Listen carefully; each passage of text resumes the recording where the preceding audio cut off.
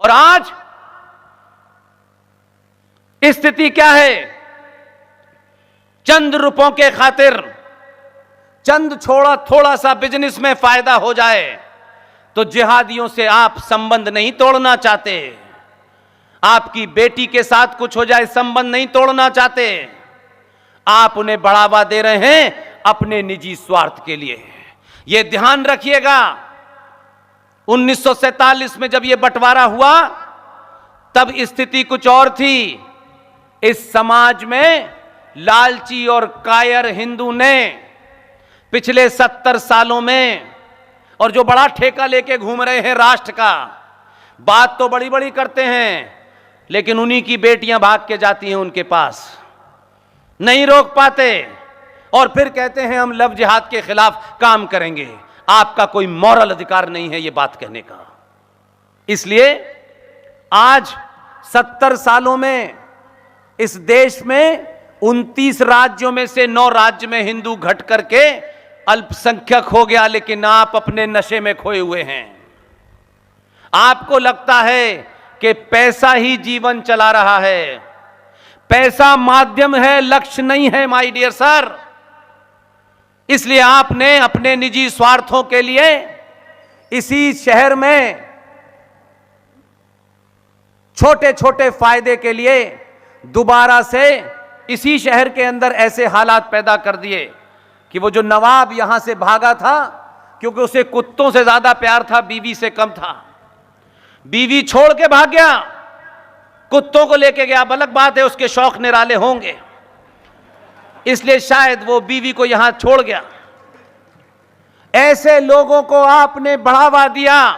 पूरे हिंदुस्तान में जगह जगह 700 पाकिस्तान बन चुके हैं। आप तैयार नहीं हैं। आपको लगता है आज अभी इसी वक्त सारी सुविधाएं हो जाएं, हम मर जाएं तो क्या फर्क पड़ता है, हमने अपने बच्चे को यहां भेज दिया है, वहां भेज दिया है। आज अमेरिका के अंदर, इंग्लैंड के अंदर, ऑस्ट्रेलिया के अंदर, कनाडा के अंदर, जहां जहां आपके बच्चे जा रहे हैं वो राष्ट्र भी सुरक्षित नहीं है, क्योंकि उनको भी बीमारी बहुत पहले हो गई थी। इसलिए आज वहां भी हजारों ऐसी जगह हैं जहां बड़ा बड़ा लिखा है नो गो जोन, आप उस इलाके में नहीं जा सकते क्योंकि वो जिहादियों के कब्जे में आ गया है। आपको इसी राष्ट्र में रहकर लड़ना है। जो लोग मरने से डरते हैं, जो लोग इस बात से डरते हैं कि हमारी हत्या हो जाएगी, दुनिया में जितनी भी कौमें हैं, जब वो मरने से डरने लगती हैं, समझ जाइए फिर उनकी सभ्यता जिंदा नहीं रहती। जो कौमें मरने का फन जानती हैं वही कौमें जिंदा रहती हैं। आप मरने से डरते हैं। आपका तो फिलॉसफी ये कहती है जो आया है उसे जाना है, उसका समय तय है, उसके जाने का तरीका भी तय है, लेकिन आप हर दिन मर मर के जीते हैं। आज यहां से उठा दिए गए, आज जिहादियों ने यहां कोई मकान खरीद लिया तो वहां से सोसाइटी खाली कर दी, वहां जमीन पे कब्जा कर लिया तो यहां भागते चले जा रहे हैं। आप जिस दिन वहीं रुक जाएंगे उस दिन जिहादी आगे नहीं बढ़ेंगे।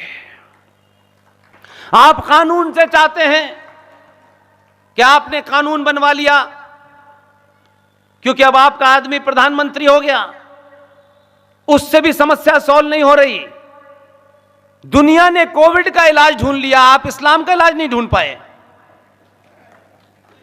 क्योंकि आप ढूंढना नहीं चाहते, क्योंकि आपको लगता है यार इन सब चीजों में क्यों पढ़ना, अपने बच्चों को पढ़ाओ लिखाओ, दुनिया के फैशन कराओ, फिर कोई कहीं गली में मर जाए, कोई घेर के मार दे, कोई मॉब लिंचिंग कर दे, कोई रेप कर दे, कोई उठा के ले जाए तो फिर सब्र करके बैठ जाएंगे, क्या फर्क पड़ता है।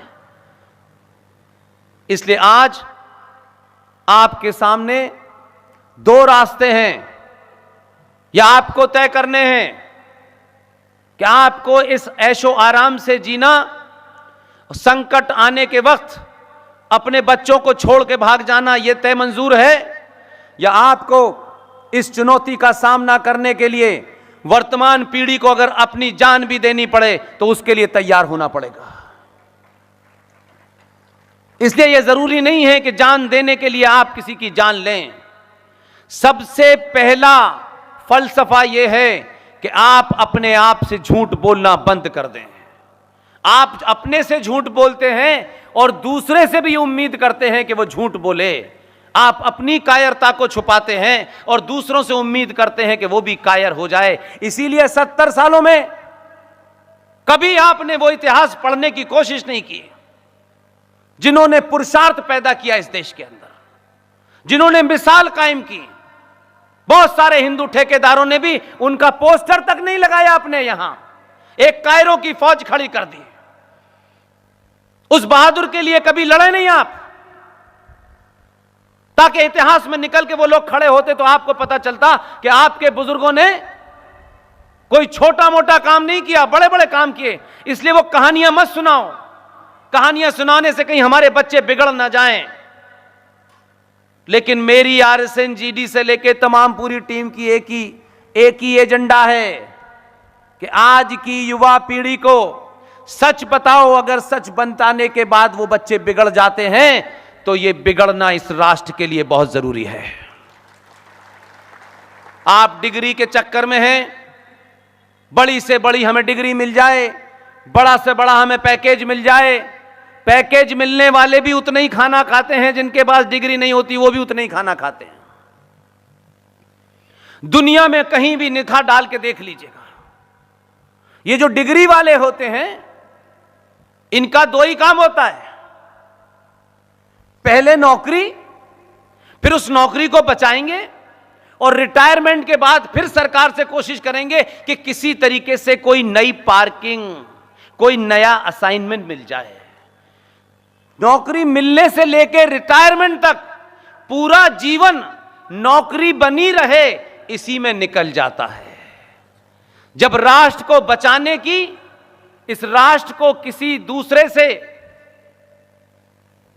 कोशिश हो कि ये छिन ना जाए, तब भी वो बेचारा अपनी नौकरी के पीछे पड़ा रहता है।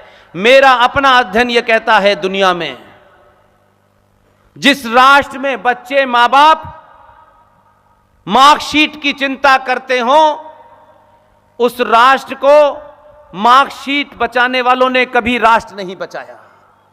दुनिया में, और अब तो आपके सामने जिंदा मिसाल है कि जिसके पास मार्कशीट नहीं है वही राष्ट्र बचाने के लिए कोशिश कर रहा है।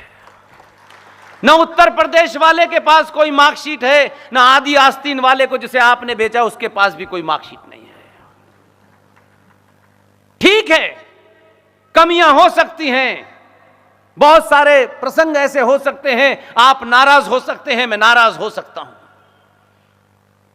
किसी की तारीफ करना इसका यह अर्थ नहीं है कि सब कुछ अच्छा है। हो सकता है, मुझे लग रहा है, बहुत सारी चीजों में लगता है, यह ऐसा नहीं, ऐसा होना चाहिए। लेकिन सार्वजनिक मंचों से 70 साल के बाद कोई मिला है आपको, आप चाहते हैं कि आज उसने यह नहीं किया, इसको गिरा दो, इसको हटा दो, हटाइए। लेकिन जब तक मत हटाइए जब तक दूसरे 10 पैदा न कर दें। हटा करके हटाइए उनको जो दलाल आपके पास गमछा डाल के आते हैं, बड़ी बड़ी बातें करते हैं, और पता चलता है कि 2 कमरे के मकान से गए थे विधानसभा, 5 साल बाद फार्म हाउस पर बैठ करके ज्ञान देते हैं। उन चाटुकारों से पूछिएगा कि तुम राजनीति में 4 बार क्यों टिकट चाहते हो। अगर तुम्हें समाज सेवा का इतना ही शौक है तो समाज में बहुत सारे लोगों के काम बिना विधानसभा में जाए हुए भी हो सकते हैं। ये समाज सेवा की जो भूख सवार हो गई है, हम ही करेंगे, हमें तिवारा चुनिए, चौबारा चुनिए, उनसे जरूर पूछिएगा। आप किसी पार्टी से नहीं बंधे हैं। जिस दिन आप राष्ट्र से बंधे होंगे तो वो जो टिकट लेकर के 5-5 करोड़ में आएगा और फिर सब कुछ बांटेगा और जीतने के लिए सारी कहानियां करेगा, उनसे होशियार रहिए, क्योंकि यही वो गिनती है जो ऊपर वाले को काम नहीं करने देती।